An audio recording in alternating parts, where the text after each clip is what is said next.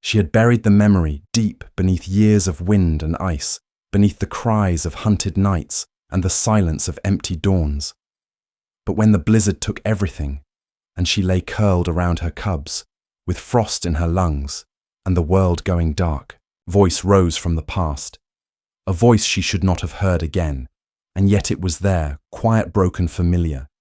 And as it reached her through the haze of pain and snow, something ancient stirred in her chest, something she had not let herself feel in 15 long winters, and in that moment, with death pressing close and the cold finally winning, she opened her eyes and remembered him. Remembered the one who had once let her go, the one she never stopped waiting for. Each morning came the same way for Elias in the valley below, slow, deliberate, wrapped in quiet rituals that had long outlived their reason. He would light the fire before dawn, though no one waited for its warmth, brew tea in a dented metal pot, with hands that once stitched bandages to fur and cradle the chipped cup, as though it might still carry a voice. The walls of his cabin bore maps faded and curling with time, mountain ranges etched in red lines tracing paths. Only he remembered, and every evening he would trace them again. Not searching anymore, just remembering. Outside, the snow fell in whispers. Inside, a photograph sat face down on the shelf. But he never moved it. Sometimes, his fingers paused near it, never touching, just hovering, as if contact might unmake him. He lived simply, kept to the trail paths where no one asked questions, fed the birds by the window, left the gate unlatched, a habit from years ago, from when the wild still answered his call. He told himself he was at peace, but in truth, he moved through days like walking, through mist with something heavy, always following just behind, not grief, not exactly, just the shape of something missing, a silence that had once had a name and teeth and golden eyes. And when the wind rose sharp from the north, he still looked up, without thinking, still listened, as if she might be there, just out of sight, just out of reach. The day he let her go, the sky was too blue, too still, as if the world refused to reflect the tearing inside them.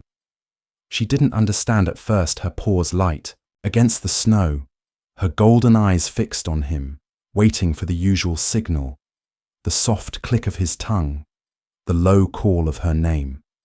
But it didn't come. He only stood there with his hands at his sides, not reaching, not moving, just watching her with a weight behind his eyes she had never seen before when he finally turned his back. She called out not in words but in sound, raw, confused, betrayed, and he kept walking, and she didn't follow. Not at first. She waited for hours until the light began to die, and then the cold taught her what silence really meant in the seasons that followed. She wandered high into the stone-bone ridges above the tree line, hunted, because she had to, fought because she must. But something in her stayed curled tight. Some soft, unformed part that never stretched again. She no longer played with shadows or chased falling leaves. Her body grew sleek, her eyes sharp, but a quietness settled inside her. Not peace, something colder. She stopped making sound even when she hurt, even when she gave birth. And even when she grieved the cubs that never opened their eyes, she made no sound. Meanwhile, far below, in the valley, Elias had packed away her blanket, the brush she once loved, the wooden bowl with her name etched in the base. He told no one about the way he sometimes called out in his sleep, or how every echo in the trees made him turn. But people noticed how he spoke less, how he walked slower, how he seemed always to be listening for something that never came. The years dragged on in silence, a silence not empty, but filled with the weight of all they couldn't say, and neither of them knew that the same wind touched them both, even across that vast and breaking distance.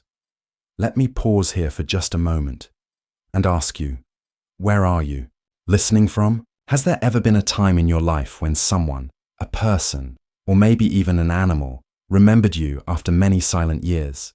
That quiet kind of recognition that cuts deeper than words. If stories like this speak to something inside you, don't forget to follow. There's so much more ahead. and it only gets more heartfelt from here. It was early morning when Elias saw it, a headline flickering on the old screen in the corner of the ranger station, where he stopped now and then for weather reports and coffee. He didn't even mean to look.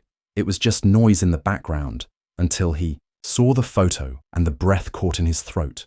A snow leopard half buried in ice curled around two cubs, her body thin, her eyes distant but alive, and something ancient surged through him.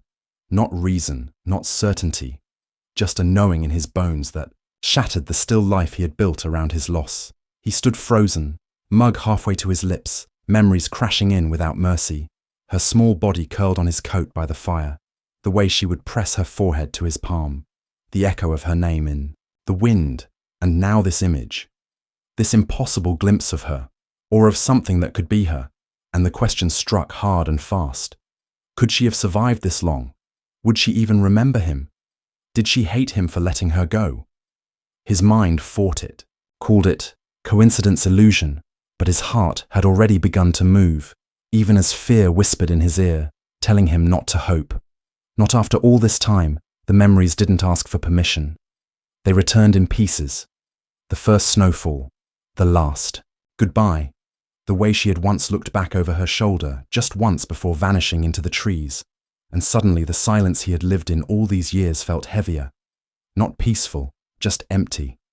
So he reached for the map he hadn't touched in over a decade, traced the ridges with shaking fingers, and found himself standing before the door, unsure if this was madness or something more, and then he opened it and stepped into the cold. Not because he knew she was there, but because something inside him would never forgive him if he didn't try. The room was warm, but still held the edge of mountain air, glass walls misted faintly with breath and heat, and on the far side she lay motionless, her body thin beneath her coat, her breathing shallow, the cubs curled against her belly. Twitching in sleep, Elias stood at the threshold, not daring to speak. Not yet he could hear the soft click of the heating vents, the distant murmurs of caretakers beyond the door. But in here it was quiet. Not the kind of quiet that soothes, but the kind that waits. He took one slow step, then another, boots soundless on the floor, and as he moved closer, the scent hit him not strong, but unmistakable wildness and cold, and something else beneath it, something he hadn't smelled in 15 years, and her ears twitched just slightly. Her eyes still closed, but the flicker of some instinct passed through her. She was older, scarred, slower, but he would have known her anywhere, and suddenly, he didn't trust his voice, didn't know what. Words would still matter. So he crouched not too close, not yet just enough to be seen to be heard, and in a voice that cracked under the weight of everything it carried, he whispered her name. Tala. One word, a breath, a wound. Reopening her eyes opened, slowly pupils adjusting to the light, to the shape of him. And for a moment, nothing happened. No recognition, no movement, just the long stretch of time sitting between them. But then her gaze fixed on him, truly fixed, and something in her shifted a ripple through the stillness.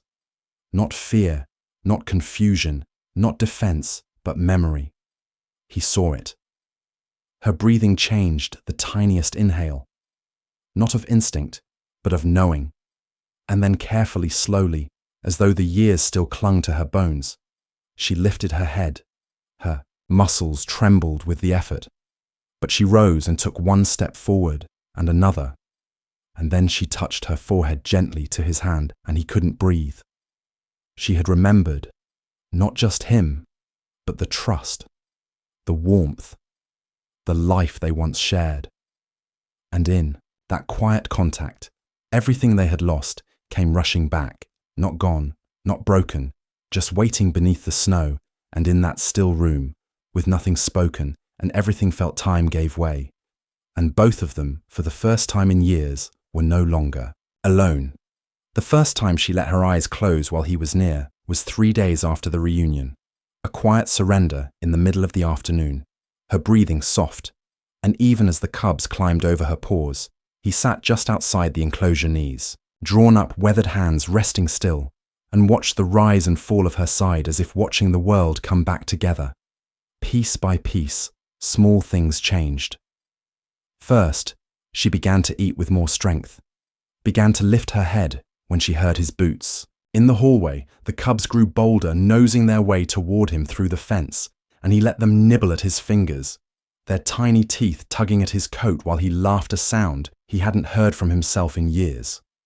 One day, she brushed against the glass, not by accident, and he placed his hand on the other side palm to pour, and for a moment they simply stood there, still breathing, still, present, still tethered by something older than pain.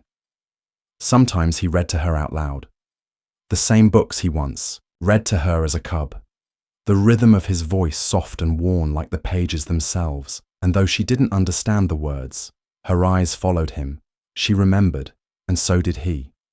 He began to sleep through the night again without waking to ghosts. Without calling her name in dreams, the cabin no longer felt like a tomb. He cleared space on the shelf, turned the photograph face up again, not with sorrow, but with quiet reverence. And every day, as he climbed the trail to the sanctuary, something in him stood taller, lighter. It wasn't youth. It was return, not to the past, but to the part of himself that had never stopped waiting for her. And in the warmth of her gaze, in the way her cubs trusted him, without fear, he understood something he had never dared to believe before, that some bonds are not undone by time or silence, or even goodbye. They only sleep until the right moment, and when they wake, they do so with the quiet force of light returning after a long dark winter. Not loud, not sudden, just certain, sure, steady, warm. Some bonds are not built with words. They are woven through silence, across distance, in the spaces where nothing is said but everything is felt. She did not need to remember his name to know his presence. He did not need answers to understand her gaze. What was once broken had never truly vanished, only buried beneath time and snow, waiting.